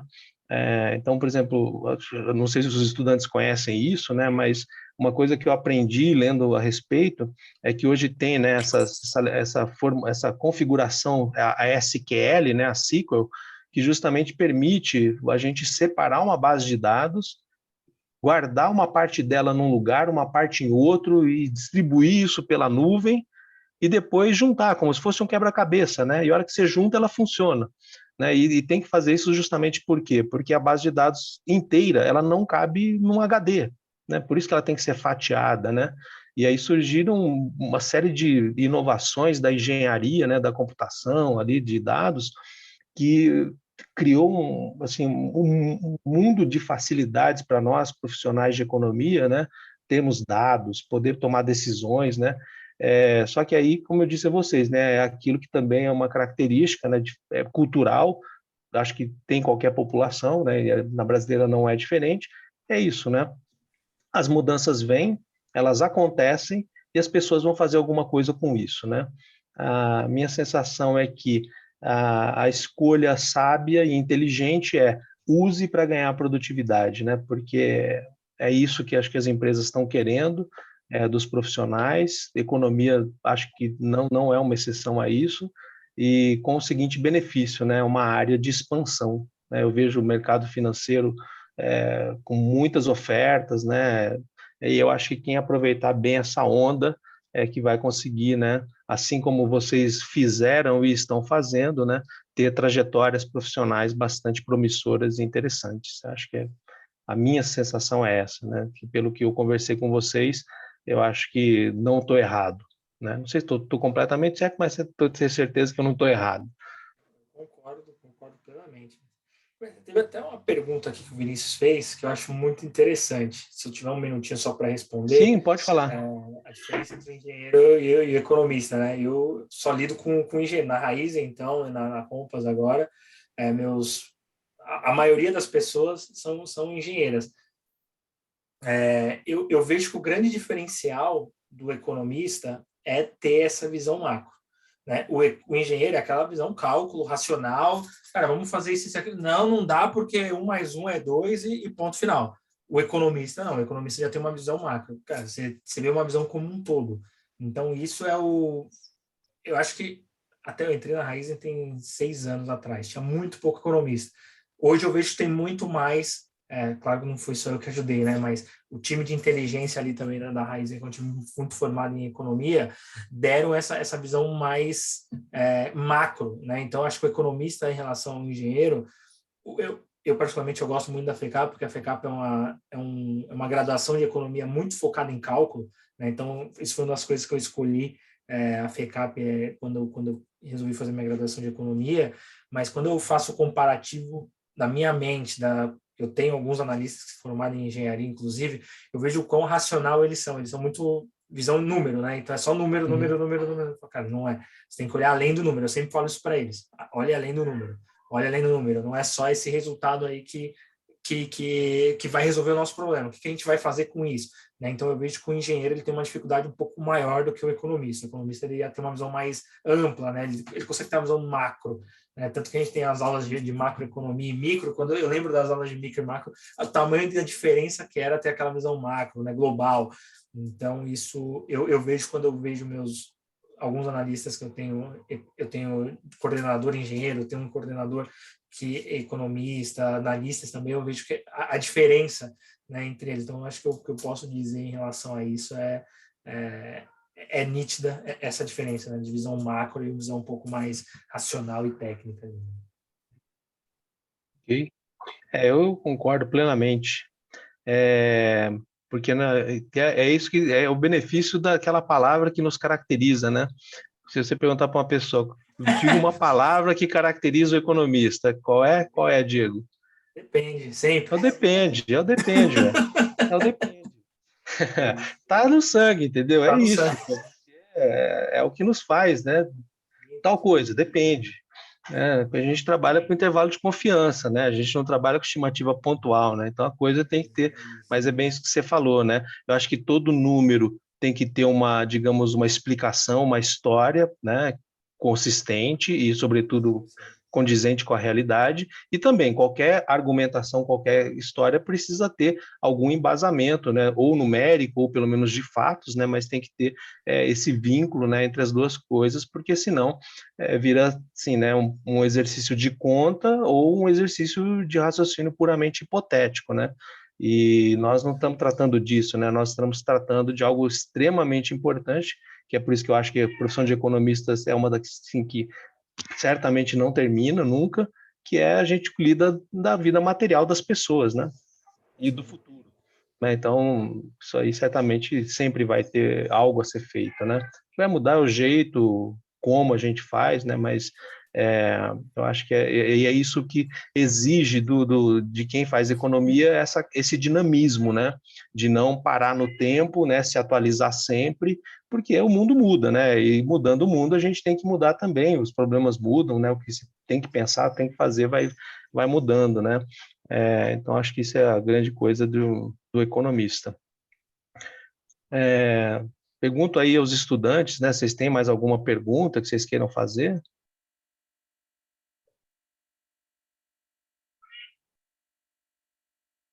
Não? Ok. Bom, então, assim, eu agradeço muitíssimo a participação de vocês. Assim, ó, eu, por mim, ficaria conversando com vocês aqui durante horas, até porque, né, vendo vocês, assim, dá aquela saudade, né? Então, comecei a ficar lembrando de coisas, né, que a gente viveu ali, né? Eu no papel de professor, vocês como estudantes, mas certamente uma das coisas que eu acho que são muito importantes ali no curso é que, apesar de ter que ter essa divisão de papéis, né, para que a gente possa funcionar, nós sempre tivemos uma grande proximidade dos professores com os estudantes, né, no sentido de desenvolver um trabalho de equipe, né, mas a equipe ela precisa ter alguém que conduza, né, inevitavelmente, eu acho que é necessário ser assim, né, até que vocês atinjam esse ponto que, assim, me deixa muito feliz de ouvir, né, de vocês, que vocês passaram esse degrau, né, de que dessa divisão entre o estudante e o professor, né? Hoje vocês conseguem fazer sozinhos, né? Porque acho que pelo menos para mim, o maior dos objetivos da docência é você dar essa liberdade para as pessoas, né? Da pessoa saber falar, agora eu mesmo faço, né? Eu acho que isso assim, é uma mudança de atitude assim que é imensa.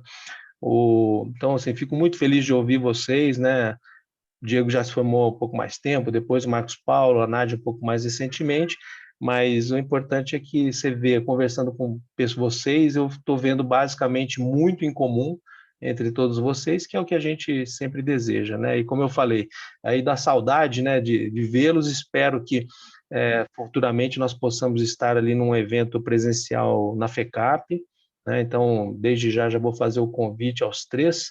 Então, no segundo semestre, a gente vai ter um evento lá, assim, tomara que o alfabeto grego não desate, né? Porque senão, assim, né? Nós vamos ter que partir para a desobediência, né? Porque está começando a ficar cansativo demais esse negócio dessa pandemia. Mas Acho que agora a coisa se enquadra, né, e poderemos ter eventos presenciais, então eu gostaria muito de contar com vocês. Acho que vocês, assim, são estudantes com quem eu tive ótima convivência, não só eu, mas todos os seus professores. Tenho certeza que todos eles ficarão muito felizes de vê-los, saber de vocês, né? Eu, que acabo tendo um pouco mais de contato, né?